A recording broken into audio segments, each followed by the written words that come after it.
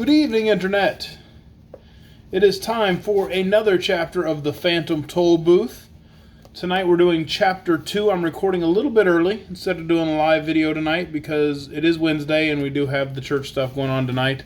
I will probably be at church rehearsing the songs for Vacation Bible School at 9 o'clock tonight. So we're going to go ahead and record it and I'll post it later.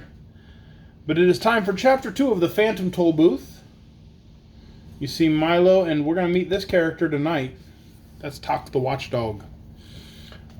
Chapter 2 of the Phantom Tollbooth is called Beyond Expectations.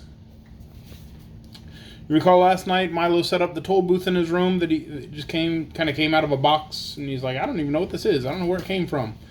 And he pointed to a map and said, I guess I'll go to, Dictionopolis. And then he set off in that little electric car thing that he had, one of the little big wheel type deals. Went through the toll booth, and that was the end of the chapter. So let's find out what happens in Chapter 2, Beyond Expectations. Suddenly, he found himself speeding along an unfamiliar country highway. And as he looked back over his shoulder, neither the toll booth nor his room nor even the house was anywhere in sight. What had started as make-believe was now very real. What a strange thing to have happen, he thought, just as you might be thinking now. This game is much more serious than I thought, for here I am, riding on a road I've never seen, going to a place I've never heard of, and all because of a toll booth, which came from nowhere. I'm certainly glad it's a nice day for a trip, he concluded hopefully, for at the moment this was the one thing he definitely knew. The sun sparkled, the sky was clear, and all the colors he saw seemed to be richer and brighter than he could ever remember.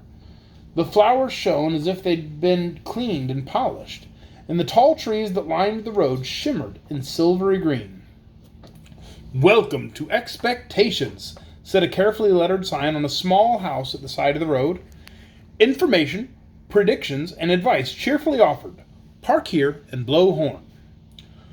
With the first sound from the horn, a little man in a long coat came running from the house, speaking as fast as he could and repeating everything several times.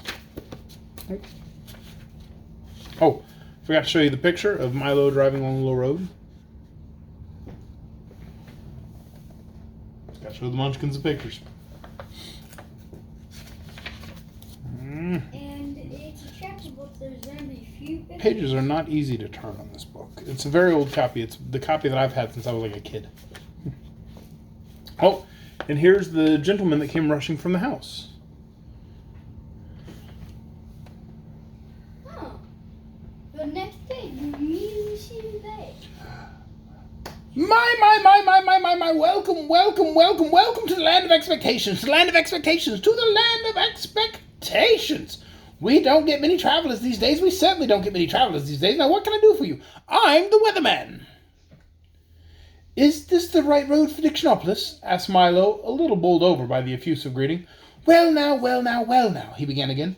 I don't know of any wrong road to Dictionopolis, so if this road goes to Dictionopolis at all, it must be the right road, and if it doesn't, it must be the right road to somewhere else, because, well, there are no wrong roads to anywhere. Do you think it will rain? I thought you were the weatherman, said Milo, very confused. Oh, no, said the weatherman. I'm the weatherman, not the weatherman. And after all, it's more important to know whether there will be weather than what the weather will be. And with that, he released a dozen balloons that sailed off into the sky. Must see which way the wind is blowing, he said, chuckling over his little joke and watching them disappear in all directions. What kind of place is Expectations? Inquired Milo, unable to see the humor and feeling very doubtful of the little man's sanity. Good question, he exclaimed. Expectations is the place you must always go to before you get to anywhere you're going. Of course, some people never go beyond expectations, but my job is to hurry them along whether they like it or not. Now, what else can I do for you? And before Milo could reply, he rushed into the house and reappeared a moment later, with a new coat and an umbrella. I think I can find my own way, said Milo, not at all sure that he could. But since he didn't understand the little man at all, he decided he might as well move on, at least until he met someone whose sentences didn't always sound as if they would make the same sense backwards as forwards. Splendid, exclaimed the weatherman. Whether or not you find your own way, you're bound to find some way, and if you happen to find my way, please return it. It was lost years ago. I imagine by now it's quite rusty.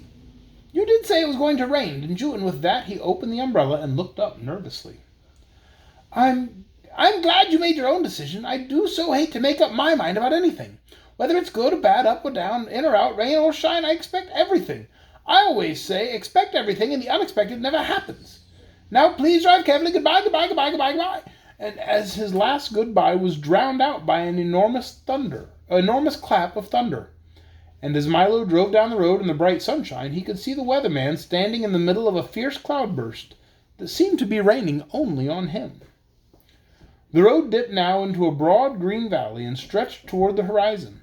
The little car bounced along with very little effort, and Milo had hardly to touch the accelerator to go as fast as he wanted. He was glad to be on his way again.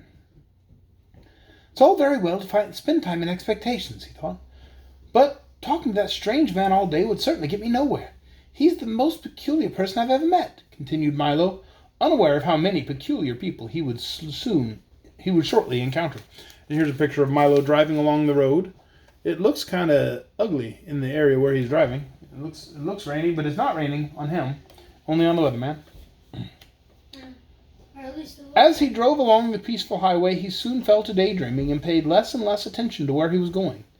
In a short time, he wasn't paying any attention at all, and that is why, at a fork in the road, when a sign pointed to the left, Milo went to the right, along a route which looked suspiciously like the wrong way. Things began to change as soon as he left the main highway. The sky became quite gray, and along with it, the whole countryside seemed to lose its color and assume the same monotonous tone. Everything was quiet, and even the air hung heavily. The birds sang only gray songs, and the road wound back and forth in an endless series of climbing curves. Mile after mile after mile after mile he drove, and now gradually the car went slower and slower until it was hardly moving at all. It looks as though I'm getting nowhere, yawned Milo, becoming very drowsy and dull. I hope I haven't taken a wrong turn. Mile after mile after mile after mile, and everything became grayer and more monotonous. Finally, the car just stopped altogether, and as hard as he tried, it wouldn't budge another inch. I wonder where I am, said Milo in a very worried tone. You're in the doldrums, wailed a voice that sounded far away. He looked around quickly to see who had spoken. No one was there, and it was quiet and still as one could imagine. Yes, the doldrums, yawned another voice, but still he saw no one. What are the doldrums? He cried loudly, and tried very hard to see who would answer this time. The doldrums, my young friend, are where nothing ever happens and nothing ever changes. You can see now who's answering him. These people here.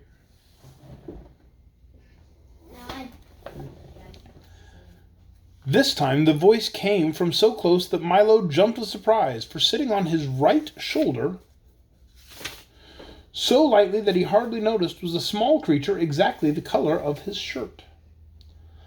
Allow me to introduce all of us, the creature went on. We are the Lethargians, at your service.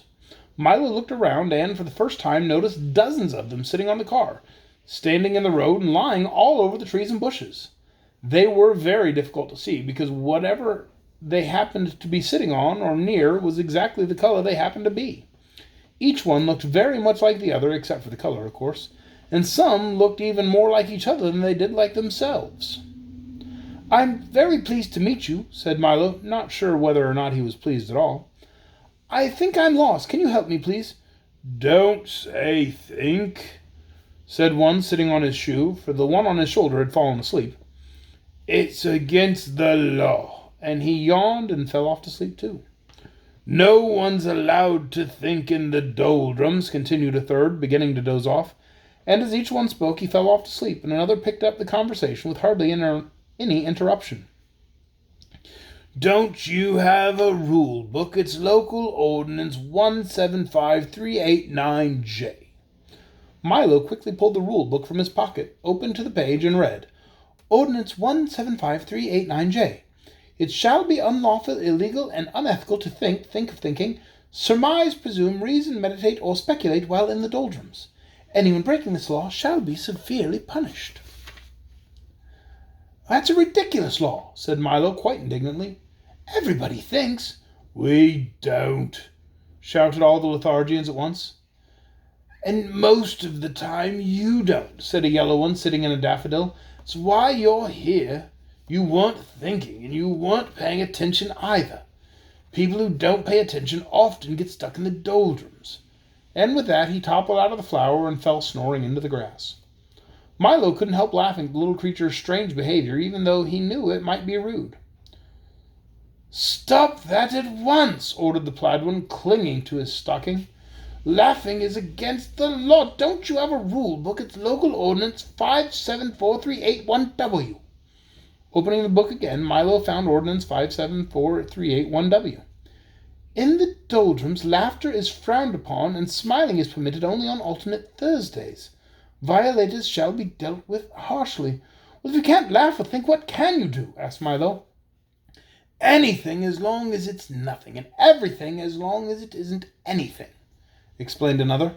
There's lots to do. We have a very busy schedule. At 8 o'clock we get up, and then we spend from 8 to 9 daydreaming. From 9 to 9:30 we take our early mid-morning nap. From 9:30 to 10:30 we dawdle and delay. From 10:30 to 11:30 we take our late early morning nap. From 11:30 to 12 we bide our time and then eat lunch. From 1 to 2 we linger and loiter. From 2 to 2:30 we take our early afternoon nap.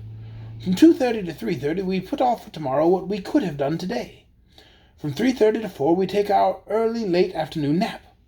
From 4 to 5 we loaf and lounge until dinner. From 6 to 7 we dilly-dally, and from 7 to 8 we take our early evening nap.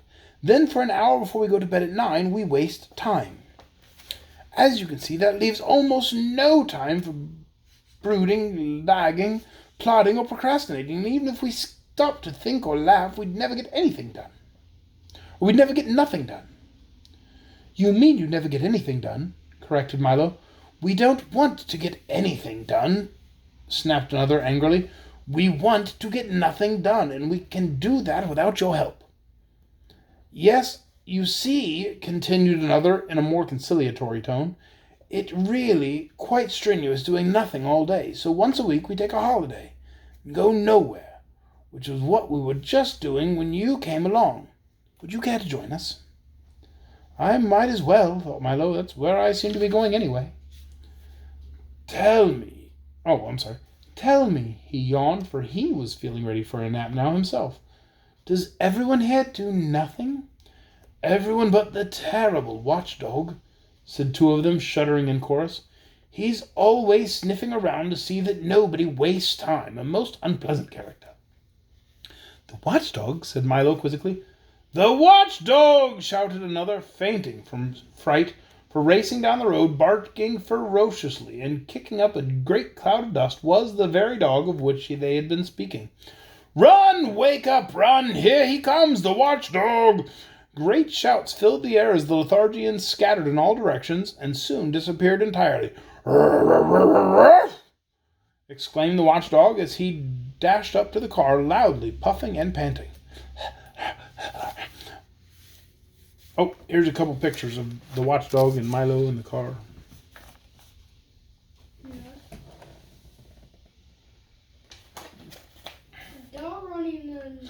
Milo's eyes opened wide, for there in front of him was a large dog with a perfectly normal head, 4 feet, and a tail, and the body of a loudly ticking alarm clock.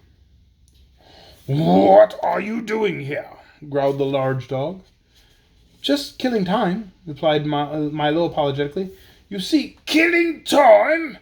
Roared the dog so furiously that his alarm went off. It's bad enough wasting time without killing it. And he shuddered at the thought. Why are you in the doldrums anyway? Don't you have anywhere to go? I was on my way to Dictionopolis when I got stuck here, explained Milo. Can you help me? Help you? You must help yourself, the dog replied, carefully winding himself with his left hind leg. Suppose you know why you got stuck. I guess I just wasn't thinking, said Milo. Precisely, shouted the dog as his alarm went off again. Now you know what you must do. I'm afraid I don't, admitted Milo, feeling quite stupid. Here's a picture of the dog winding himself.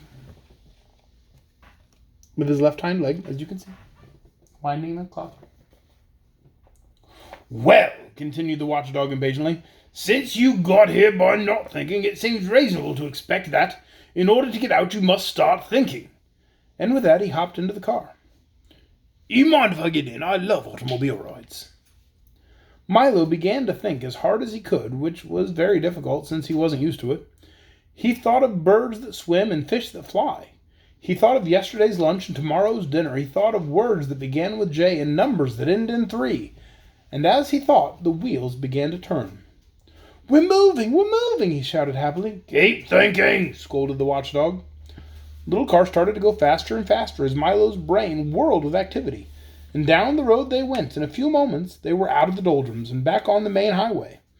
All the colors had returned to their original brightness, and as they raced along the road, Milo continued to think of all sorts of things, of the many detours and wrong turns that were so easy to take, of how fine it was to be moving along, and, most of all, of how much could be accomplished with just a little thought. And the dog, his nose in the wind, just sat back, watchfully ticking. And that is the end of Chapter 2, Beyond Expectations. Tomorrow night we should be able to go live for Chapter 3, if I can get my bookmark in here appropriately. For Chapter 3, Welcome to Dictionopolis. So Milo's finally going to reach his destination of Dictionopolis tomorrow night. We'll find out then what happens in Dictionopolis. This is my favorite book, and I can't wait to keep reading it to you. Good night, everyone.